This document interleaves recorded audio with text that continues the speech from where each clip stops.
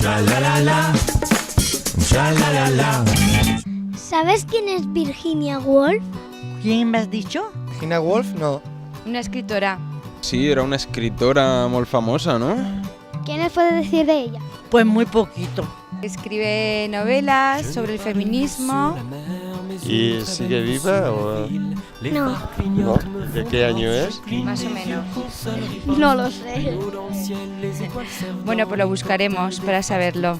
Jo me'n recordo d'ella perquè vaig veure una pel·lícula que es deia Aleshores, que una de les actrius interpretava a Virginia Woolf.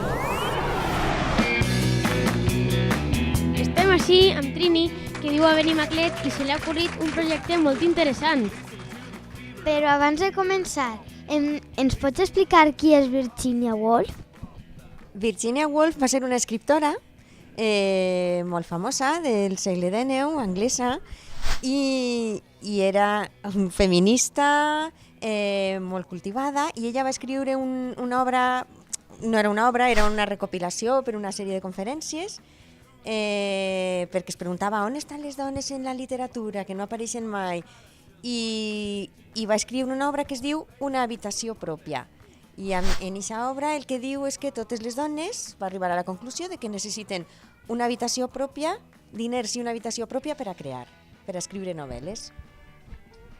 I ara ens pots parlar de què va el projecte Mujeres con habitació pròpia, com el pot veure la gent, per a què serveix, qui participa... Sí, Mujeres con habitación propia és una web com si fora una residència on podria viure perfectament Virginia Woolf. Aleshores, cada dona, cada creativa, n'hi ha escriptores, n'hi ha músiques, n'hi ha pintores, dones que fan bisuteria, i cada creativa té la seva habitació virtual en la meva web. La dona té l'habitació adaptada.